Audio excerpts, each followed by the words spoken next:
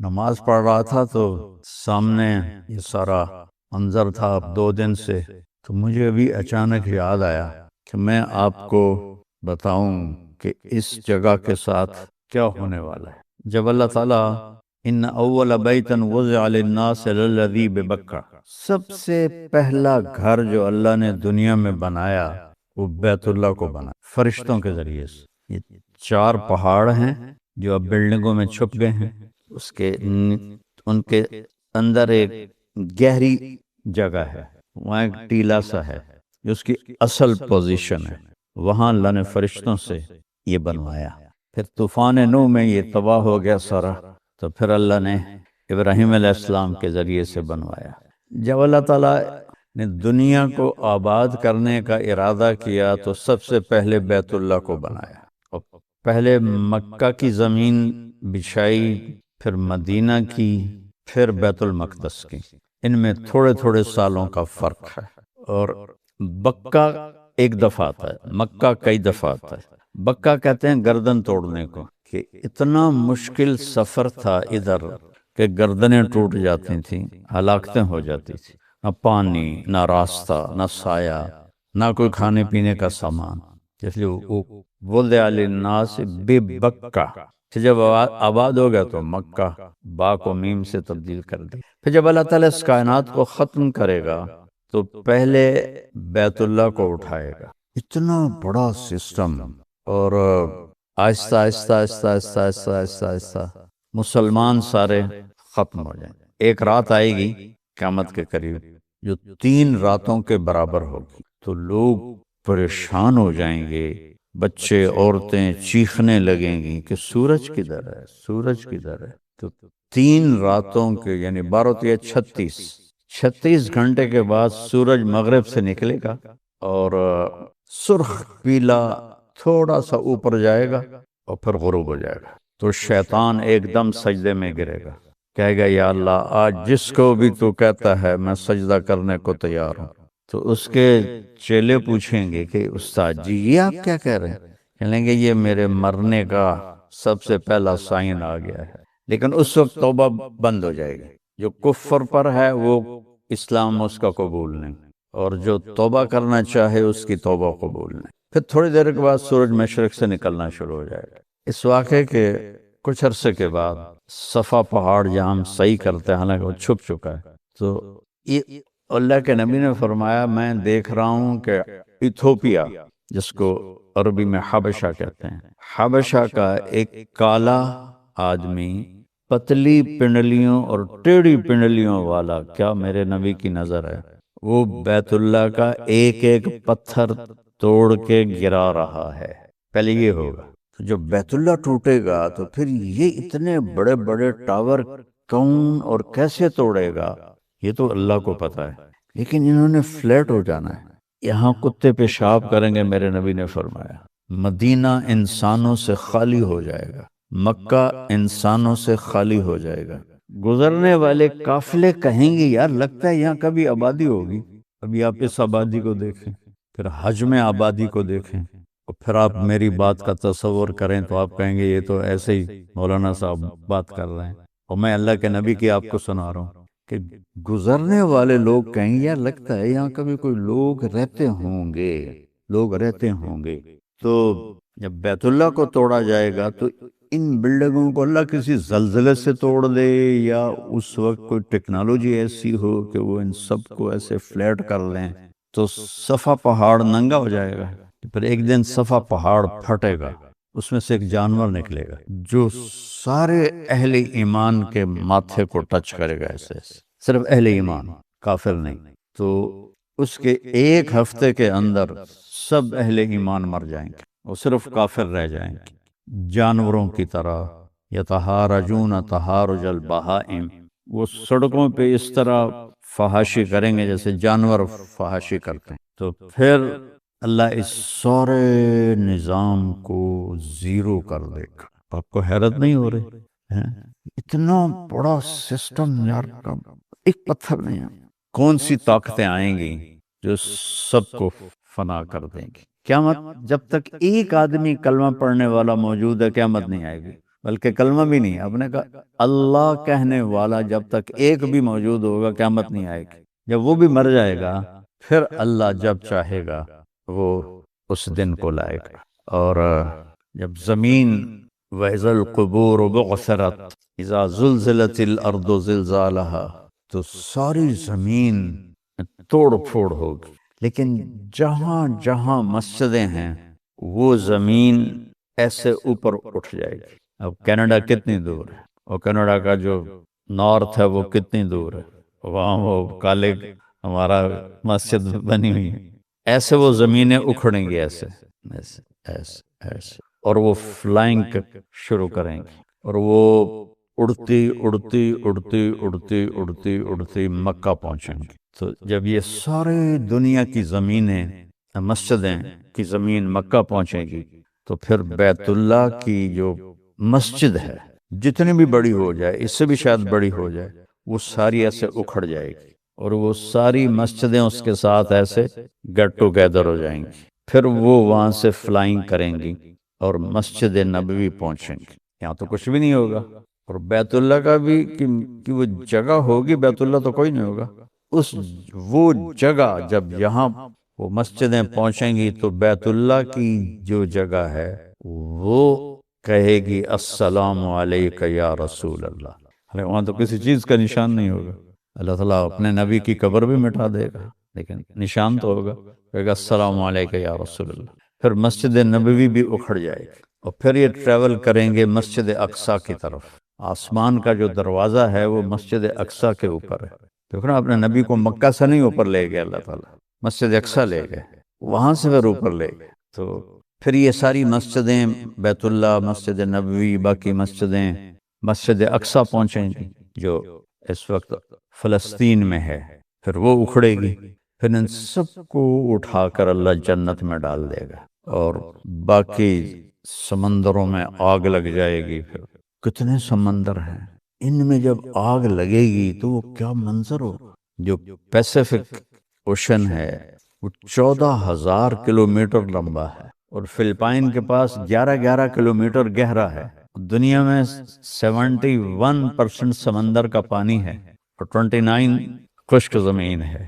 جب اس میں آگ لگے گی تو اس کے شعلے کہاں تک جائیں، اور انسان اتنا سخت جان ہوگا کہ یہ سارے منظر دیکھے گا، موت نہیں آئے گی. ان کو اللہ چاہتے تو پہلے جھٹکے میں موت دے دیتا، ان کو وہ عذاب دکھائے گا اللہ تعالیٰ سارا.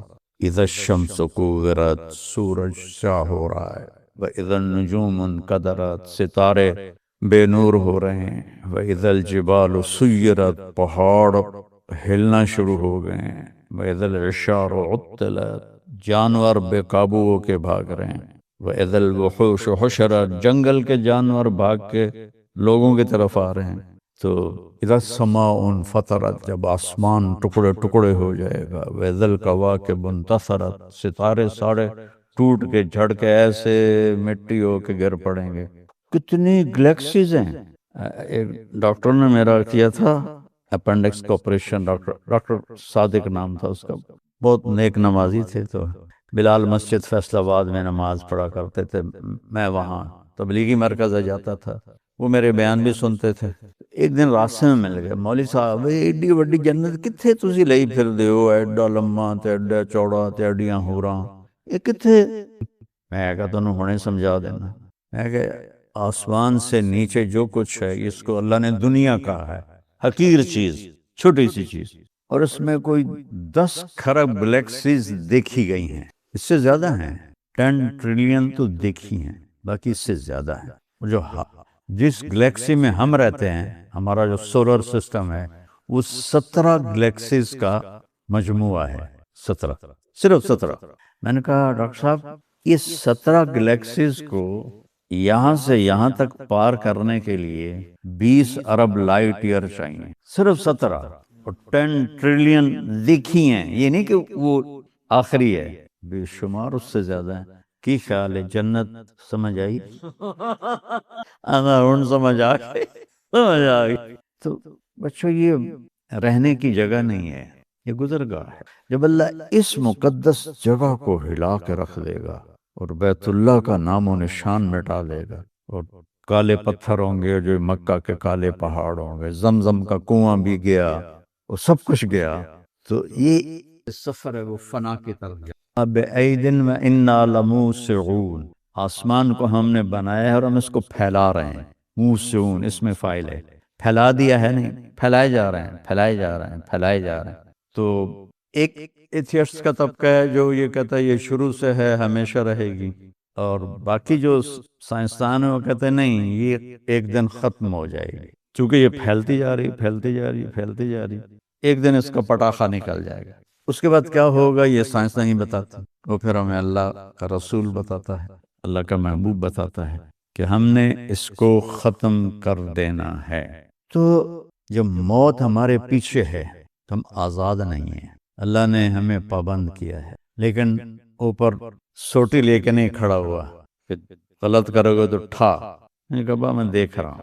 وَلَقَدْ نَعْلَمُ مَا يُوَسْوِسُ بِهِ صَدْرُهُ، جو تم دل میں سوچتے ہو نا ہم وہ بھی جانتے ہیں۔ اور 7 ارب انسان ہیں، ہر انسان 7 ارب سوچیں لے کے بیٹھا ہوا ہے، اور کیا میرا اللہ جو کہتا میں تم تو بولے بھی نہیں ہو کہ میں جانتا ہوں۔ یا اللہ کیسے؟ کہ نحن اقرب الیہ من حبل الورید، تمہاری شارک سے زیادہ ہم قریب ہیں۔ وَلَقَدْ نَعْلَمُ مَا تُوَسْوِسُ بِهِ نَفْسُهُ، جو تیرے اندر ایک پورا بیان چل رہا ہے خیالات کا، جانتے ہیں، اور تمہاری شارک سے زیادہ قریب ہیں۔ تو بیٹا زندگی یہ ضائع کرنے کی چیز نہیں ہے، لیکن یہ کرنسی ہے۔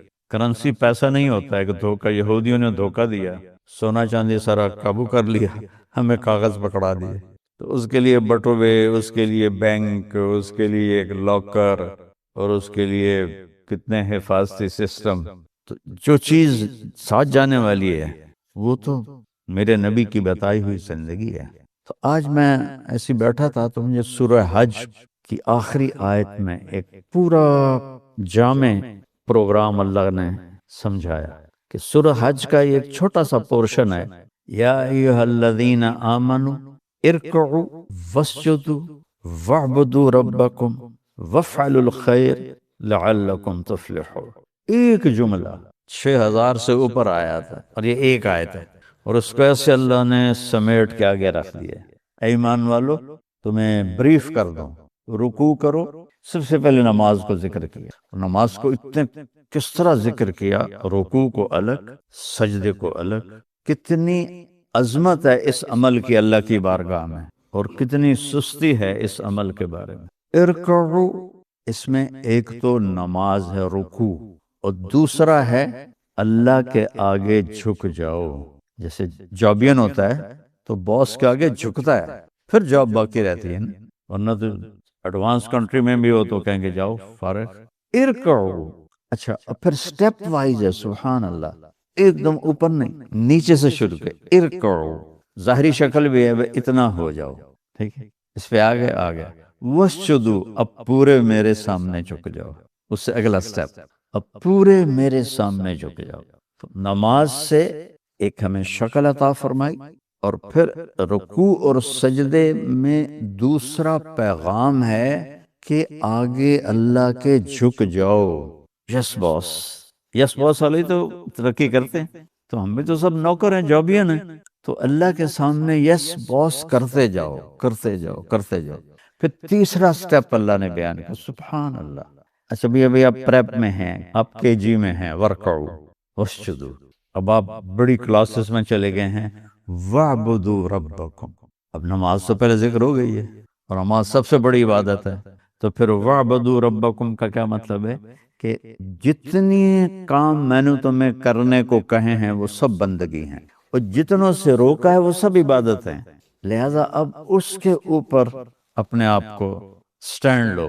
وَاعْبُدُوا رَبَّكُمْ، کہ اپنے رب کی مرضی، یہ اس کی چاہت ہے کرنا ہے، یہ اس کو ناپسند ہے چھوڑنا۔ جیسے وہ انہوں نے کہا تھا جی حضور میں بینگن کا غلام نہیں ہوں، میں تو آپ کا نوکر ہوں، تو وَاعْبُدُوا رَبَّكُمْ، یعنی مجھے اتنا مزہ آ رہا ہے کہ اللہ نے کیسی پہلی جماعت، دوسری جماعت، تیسری جماعت میں ایسے انگلی پکڑ کے اللہ ہمیں چلا کے لا رہا ہے۔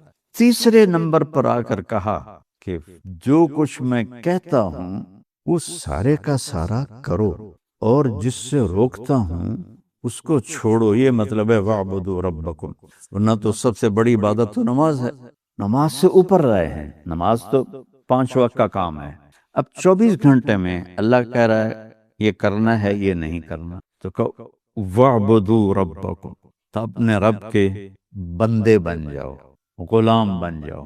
پھر آگے ایک اور بڑا خوبصورت بات کہی، یہ تو ہو گیا تمہاری ذات تک، لیکن میری خلقت تو بھری پڑی ہے انسانوں سے، تو وَفْعَلُوا الْخَيْرَ، اوروں کے لیے خیر بنو، خدمت کرو، حالات پوچھو، ان کے کام آؤ، ان کی مشکل میں کام آؤ، ان کے دکھ درد میں کام آؤ، ان کی خوشی میں شریک ہو، غمی میں شریک ہو۔ وَفْعَلُوا الْخَيْرَ سے یہاں مراد، خیر تو ساری پیچھے آ گئی، نماز نماز آ گئی، بندگی آ گئی، اب خیر کیا ہے؟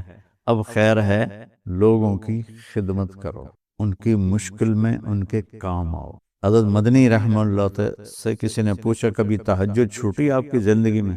کہنے کہ زندگی میں ایک دفعہ چھوٹی ہے، پوری زندگی میں ایک دفعہ، 83-84 سال کی عمر میں فوت ہوئے۔ کہنے کہ وہ کیسے؟ کہ میں سلہٹ گیا ہوا تھا، تو تہجد میں اٹھا تو دروازے کے سامنے ایک آدمی سویا ہوا تھا، تو مجھے اس کو کراس کر کے جانا تھا، تو مجھے خطرہ ہوا کہ اگر میں اس کے اوپر سے گزرا تو یہ اٹھ نہ جائے، تو میں واپس آ کے بستر پہ لیٹ گیا، میں نے تہجد نہیں پڑھی، کہ بس زندگی میں ایک دفعہ تہجد میری قضا ہوئی۔ وَفْعَلُوا الْخَيْرَ، یہ خیر سمجھا رہا ہوں کہ لوگوں کی بھلائی کو اپنا دین بنا لو۔ میں اللہ کا شکر ادا کرتا ہوں، آج ہی میں یہ اس آیت کو سوچ رہا تھا تو مجھے اپنی فاؤنڈیشن کا خیال آیا کہ اللہ نے ہم پہ کتنا کرم کیا کہ ہمیں اپنے بندوں کی خدمت کے لیے اللہ نے ہاتھ پکڑ کے چلا دیا، اور کہاں کہاں تک اللہ پاک ہمیں اس کے لیے ذریعہ بنا رہا ہے، یہ اس کا بہت بڑا احسان ہے۔ پھر دوسری تسلی دی، ما جعل علیکم فی الدین من حرج، دیکھنے میں یہ مشکل کام ہے، لیکن جو کام انسانی نیچر میں ہو وہ مشکل ہو کے بھی آسان ہو۔ جو چیز فطرت میں ہوتی ہے وہ مشکل ہو کر بھی آسان ہوتی ہے۔ بچہ پیدا ہوتا ہے، ماں سے کہہ دو تو آرام کر سو جا، ہم اس کو دوسرے کمرے میں سلا دیتے ہیں، تیار ہوگی وہ ساری مشقت، نہیں نہیں نہیں میں نہیں کروں گی۔ یہ ہے ما جعل علیکم فی الدین من حرج، تو اللہ نے کہا یہ دین تمہاری فطرت میں ہے۔ بھوکے کو روٹی مانگنا مشکل ہوتا ہے، یا پیسے کو پانی مانگنا کوئی مشکل ہوتا ہے؟ کوئی مسئلہ نہیں ہوتا۔ تو اس لیے کہا اتنا بہت بڑا تسلی کا لفظ ہے، ما جعل علیکم فی الدین من حرج، اور میں نے اس میں مشکل ہے لیکن تمہاری نیچر میں ہے۔ اب پاکستان میں تو کمانا بہت آسان ہے، تمہارے ملکوں میں کمانا بڑا مشکل کام ہے، کوئی آسان نہیں ہے، تو سارے بھاگے پھر رہے ہیں، اس مشقت کو مشقت ہی نہیں سمجھتے ہیں۔ یہ ہے ما جعل علیکم فی الدین من حرج، ہم نے تمہارے لیے کوئی تنگی نہیں رکھی۔ پھر ہمیں شاباش دی، هو سماکم المسلمین من قبل وفی ھذا، میں نے تو شروع سے تمہارا نام رکھا ہے میری ماننے والے۔ مسلم کہتے ہیں جو سر جھکا دے مان لے، ہم نے تو شروع سے تمہارا نام مسلم رکھ دیا، یہاں بھی اور پچھلی کتابوں میں بھی، وَسَمَّاكُمُ الْمُسْلِمِينَ مِنْ قَبْلِ، ہم نے پہلے ہی کہہ دیا تھا کہ یہ ہیں جو میری مانیں گی۔ تو تاریخ کو ملائیں، ریشو نکالیں تو اس کے لحاظ سے پھر آپ کو نظر آئے گا کہ اس امت کے جوہر جیسے ہیں کسی میں ایسے نہیں تھے۔ تو یہ اللہ نے بہت خوبصورت ایک پیکج ایسے کر کے نا ہمارے ہاتھ میں دے دیا سورہ حج کا۔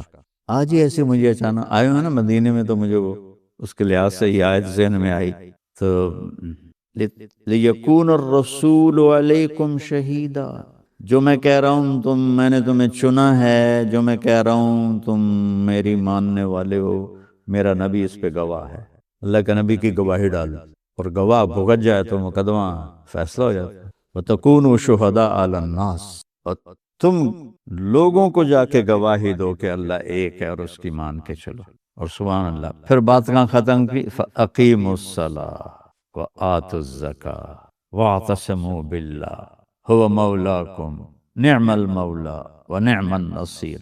نماز سے شروع کی، نماز پہ آ کے اس کو آخری پیکنگ دی، اور وہاں زکوٰۃ کا ذکر نہیں، یہاں زکوٰۃ کا ذکر ہے کہ نماز اللہ سے جڑنے کا ذریعہ ہے، اور زکوٰۃ لوگوں سے جڑنے کا ذریعہ۔ تو اس وقت تک انسان کی زندگی مکمل ہو نہیں سکتی جب تک وہ اللہ اور اللہ کے بندوں سے پوری طرح جڑا ہوا نہ ہو۔ تو لہٰذا یہاں زکوٰۃ کو ذکر کیا، وَاعْتَصِمُوا بِاللَّهِ، اس میں آئیں گے، یہ موٹر وے نہیں ہے، یہ زگزیگ روڈ ہے، لہٰذا اللہ کو پکڑے رکھنا، وَاعْتَصِمُوا بِاللَّهِ، یا اللہ پھر کہو وہ مولاکم، میں تمہارا والی ہوں، مولا جو ہر کام کا ذمہ لے لے اسے مولا کہتے ہیں۔ پھر کہا میرے جیسا کوئی ہے، نعم المولا، میرے جیسا کوئی ہے، نعم النصیر، کوئی میرے جیسا مدد کرنے والا ہے، کوئی نظر آتا ہے، نعم المولا و نعم النصیر۔ تو چاروں طرف بیٹا اس کی رحمت کے نمونے بکھرے پڑے ہیں۔ نماز کو خوبصورت کر کے پڑھنے کی کوشش کرو۔ یہ جو آپ بھاگے بھاگے پڑھتے ہو نا نمازیں، وہ میرا دل خراب ہوتا ہے۔ میں اس سفر کے ساتھ چلتے ہوئے 50-60 نفل پڑھ رہا ہوں، جہاز میں بھی نہیں چھوڑے۔ کوئی اللہ کے ساتھ دوستی لگانے کا ذریعہ نماز، سجدے سے وَاسْجُدْ وَاقْتَرِب، یہ عجب آیت۔ اللہ نے کہا میری دوستی چاہتے ہو نا، سجدہ کرو، سجدہ کرو اور میرے قریب ہو جاؤ۔ تو نماز کو شوق سے پڑھا کرے اور دل لگا کے پڑھا کرے۔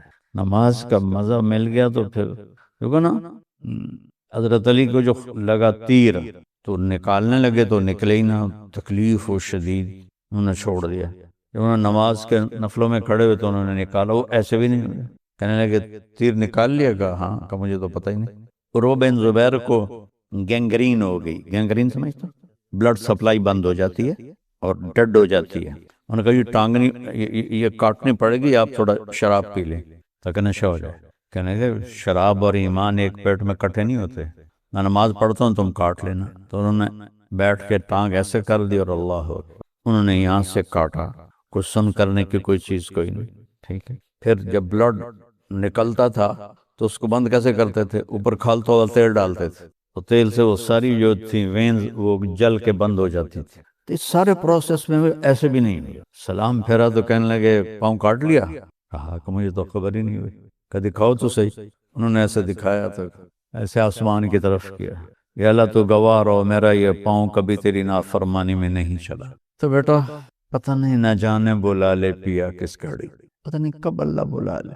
نماز کو خوبصورت بناؤ تو آپ باقی چیزیں اپنے آپ سیٹ ہوتی جاتی ہیں، سیٹ ہوتی جاتی ہیں۔